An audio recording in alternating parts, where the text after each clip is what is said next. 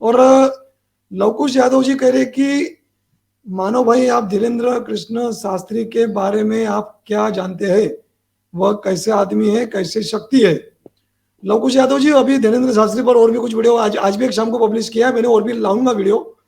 लेकिन ये सिद्धि हो भी सकती है, कुछ जादूगरी होगी, कुछ सिद्धि होगी। पर चलिए इनके कमेंट में स्क्रीन पे दिखाई दूँ, ये है लवकुश यादव जी। तो प्रभु जी ऐसा है, धीरेन्द्र शास्त्री कहा कि भाई ये कैसी शक्ति है।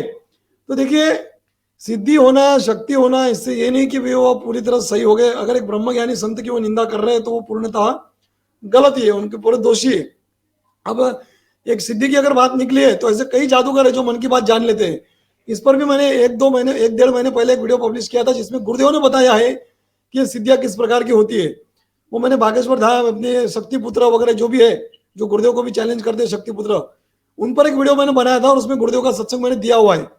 ये वीडियो पूरा होने के बाद इस पे लिंक भी डाल दूंगा मैं सब्सक्रिप्शन में, इसमें डिस्क्रिप्शन में। तो क्या है प्रभु जी कि जादूगरी चमत्कार होते हैं, सिद्धियां होती है, मन की बात तो जानते हैं, लेकिन है उसके पीछे कुछ ट्रिक, उनकी जो भी हो, सिद्धि विद्धि जो भी हो। एक हमारे करीब एक महीने पहले की बात है, एक डेढ़ महीने पहले की, हमारे कॉलोनी में एक कोई 3 लोग आए थे, 3 लोगों की एक टीम थी। उनके साथ एक बहुत बड़ा बैल था, नंदी नंदी, बहुत बड़ा मजबूत ऐसा बैल नंदी। सब उसको प्रणाम कर रहे, घर से बाहर निकल कर जोर जोर से चिल्ला रहे, आवाज दे रहे, तीनों सबको बाहर बुला रहे, लोग बाहर आ रहे। तो पूरा पूरा भविष्य बता दे रहे, उसका वरभूत बता दे रहे, ऐसा है वैसा है, तुम्हारे को एक लड़का है, तुम एक लड़की, एक लड़का है, किसी को बोला आपको 2 लड़के हैं, एक बाहर है, एक आपके पास है। सबका सही हो रहा था। मेरे पड़ोसी मेरे कॉलोनी में, मेरे मोहल्ले में आए थे और वो नंदी बता रहा था सबको, ऐसा उनका कहना था। हालांकि इनकी कोई जादूगरी थी, लेकिन साथ में नंदी को लेके घूम रहे थे, सब उसको प्रणाम कर रहे, पैसे चढ़ा रहे। तो ये जादूगरी तो बहुत है हमारे देश में, कोई बड़ी बात नहीं है। अब इतने लोग बागेश्वर वाले के पास जाते हैं, वो पर्चा भरते हैं, वो मन की बात बताते हैं, पर समस्या जान लेते हैं, ये बड़ी बात नहीं है। पर समस्या का निवारण वाकई होता है क्या, कितने लोगों को अनुभव आता है, ये भी तो एक प्रश्न है। वो तो सामने आया नहीं अभी तक, पता नहीं आया भी होगा उनके कोई वीडियो में किसी ने बोला होगा तो।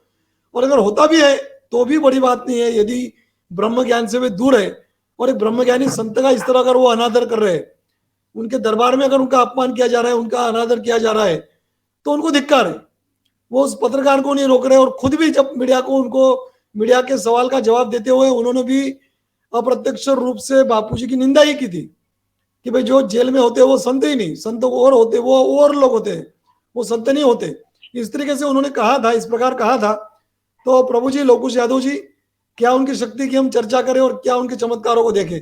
कई साधक भी जाते हैं, कई साधक भी भावना, मतलब ऐसे अब क्या कहे प्रभु जी, कुछ है ऐसे साधक कई, मतलब है। अब तो हमारे साधक तो करोड़ों में है, लेकिन उसमें कुछ, अब वो संख्या भली ज्यादा नहीं, प्रतिशत में अगर हम देखें तो कमी है, लेकिन फिर भी है कि जो ऐसे बाबाओं के चक्कर में आ गए हैं, मानते हैं कि हम बापूजी के शिष्य है, आज भी गुरुदेव को नहीं छोड़ा, माला तो जप रहे गुरु मंत्र के 10, घर में प्रतिमा भी बापूजी की लगाई और आसन का पाठ भी करेंगे, लेकिन जरा सी कोई तकलीफ होगी तो ऐसे बाबाओं के दर पे जाके वहां सर रख लेंगे, अपना अपना मत्था टेकेंगे।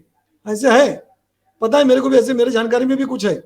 तो क्यों जाना ऐसे बाबाओं के पास। बापूजी ने कहा है कि 2 नाव में पैर नहीं रखना, 2 नाव में पैर नहीं रखना है।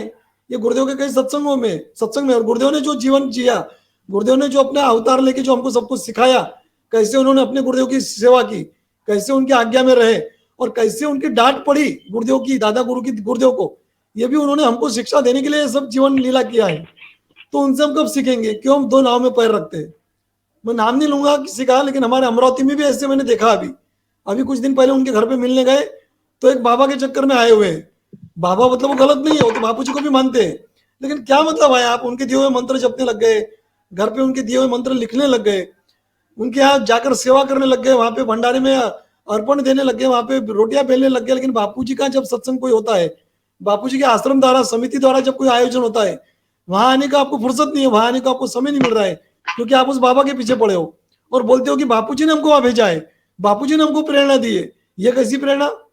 बापूजी इतना ऊंचा ज्ञान दे रहे हैं, इतना ब्रह्म ज्ञान की बातें बापूजी से हमको श्रवण हम करते हैं, सत्संग सुनते हैं, गुरुदेव इतना ऊंचा ज्ञान दे रहे हैं, और हम किसी बाबा के चक्कर में आगे वो कोई छोटा मोटा मंत्र जंतर बता देता है कि आपका पेट दर्द मिट जाएगा, आपका फलाना हो जाएगा और आपको नौकरी लग जाएगी, और हम कह रहे हैं कि हमको बापूजी ने वहां भेजा। कोई मतलब ही नहीं इन सब बातों का।